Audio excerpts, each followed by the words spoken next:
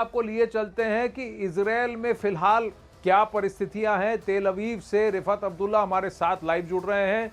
नमस्ते रिफत। धूप खिली हुई है, आसमान साफ दिख रहा है, लेकिन क्या आज भी ईरान मिसाइलों की बौछार कर रहा है? ये क्लस्टर बॉम्ब वाली क्या टैक्टिक है? देखिए बिल्कुल आनंद, जिस तरीके से लगातार हमले कर रहा है ईरान, ये कहा जा सकता है कि कई हमले जो हैं वो यहाँ पे जोरदार देखने को मिले। आज टेल अवीव में हमला हुआ और काफी बिल्डिंग्स तबाह हुई, गाड़ियां तबाह हुई, 6 लोग घायल हुए, 4 जगहों पे इम्पैक्ट देखे गए। और उसके अलावा नॉर्थ इसराइल और साउथ इसराइल में भी हमले हुए। ईलात एक जगह है जहाँ पे दूसरा एयरपोर्ट है, बेन गोरिन एयरपोर्ट के अलावा दूसरा एयरपोर्ट जो है वो ईलात में है इसराइल का, उस एरिया में भी हमले हुए। कल भी वहां पे एक बस पे जो है रॉकेट का एक हिस्सा गिरा था। तो अटैक्स का सिलसिला जारी। आपको पता है डिमोना में अटैक हुआ, अर्द में अटैक हुआ, जहां पर 250 से ज्यादा लोग घायल हुए, जिनमें से अभी भी कुछ लोगों की हालत गंभीर बताई जा रही है। और आज का ये जो अटैक हुआ तो ये डोनाल्ड ट्रंप के स्टेटमेंट के बाद हुआ, क्योंकि डोनाल्ड ट्रंप ने कहा था कि 5 दिन के लिए वो किसी भी एनर्जी सेक्टर को इसराइल ईरान में टारगेट नहीं करेंगे। ऐसा लगता था कि वो शायद बातचीत के मूड में है, लेकिन ईरान बातचीत के मूड में नहीं दिख रहा है। ऐसा लगता है कि जिस तरीके से वो मिसाइल का अटैक कर रहे हैं तो अपनी ताकत दिखाना चाहते हैं और अपना ये जो है दबदबा बनाना चाहते हैं। लेकिन अब देखना होगा कि यूएस और इसराइल का क्या इस पे रुख रहेगा। हालांकि अभी कल इसराइल की तरफ से बताया गया कि अभी तक 400 मिसाइल जो हैं वो इसराइल पर फेंके हैं ईरान ने। उसका मतलब है कि अभी भी उनके पास स्टॉक पाइल बहुत है।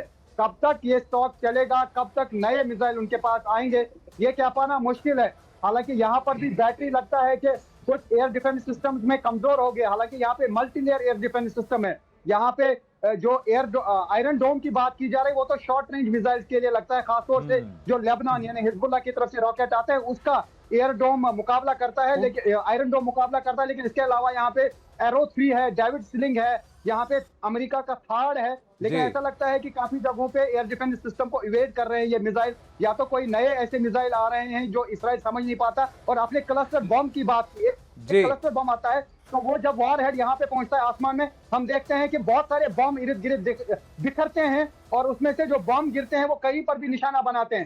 तो यहाँ पे 80 बॉम्ब को एक साथ इंटरसेप्ट करना मुश्किल ही नहीं है, नामुमकिन है। लेकिन तो क्या ईरान के अटैक्स पहले से कम हो गए हैं? क्योंकि कुछ डेटा ये बताता है कि ईरान की मिसाइल मैन्युफैक्चरिंग और मिसाइल की कैपेसिटी खेप में करीब 90% कम कटौती हुई है, कम हो गया है। और कई जगह ऐसी जहां पर उनकी मैन्युफैक्चरिंग कैपेसिटी बहुत तेज थी। कुछ आंकड़े ये बताते हैं रिफत कि जब पिछले साल जुलाई में वॉर हुआ था तो ईरान की जो मिसाइल की जो खेप थी वो करीब 1200-1500 मिसाइल से कम हो गई थी, लेकिन उन्होंने काफ़ी कम समय में इसको करीब 2800 मिसाइल तक बना लिया।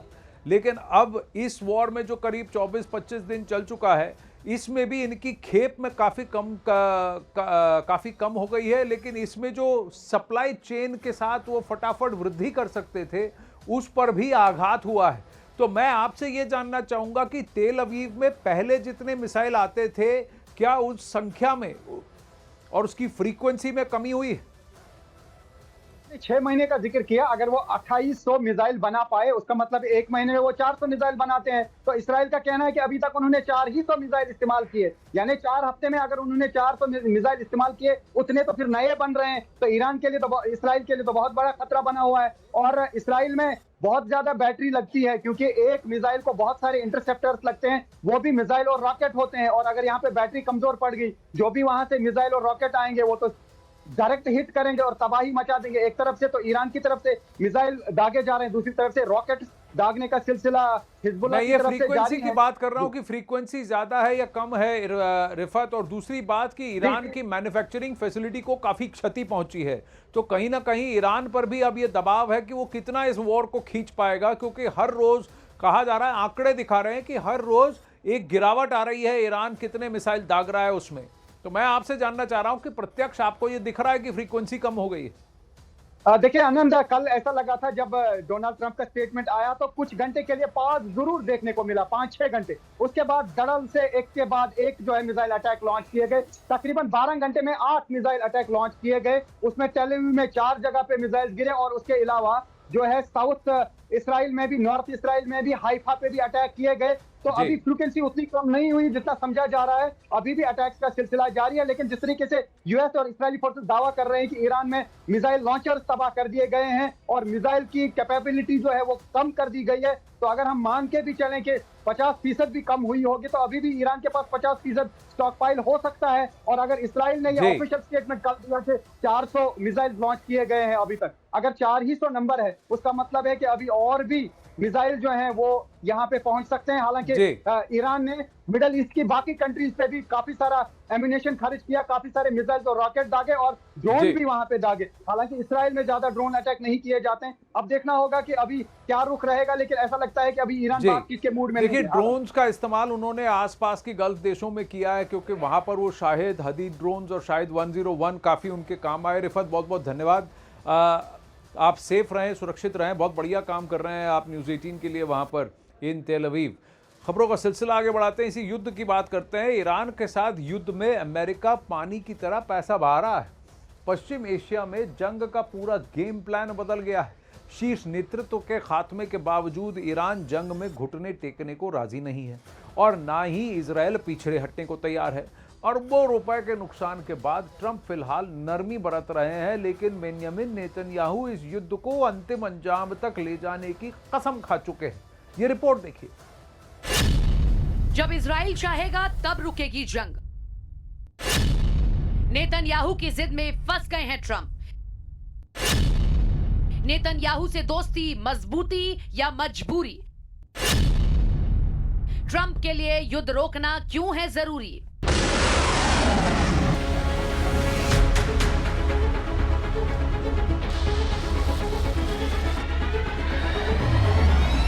पश्चिम एशिया में युद्ध की आग क्या भड़की और महज 23 दिन में ही अमेरिका के 75 अरब रुपये जंग की आग में स्वाहा हो गए।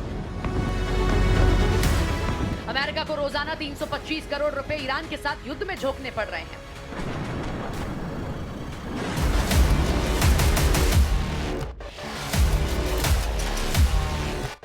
अब नौबत ये आ गई है कि चंद दिनों में ही दुनिया के सबसे शक्तिशाली देश की ताकतवर सेना को फंडिंग की जरूरत महसूस होने लगी है।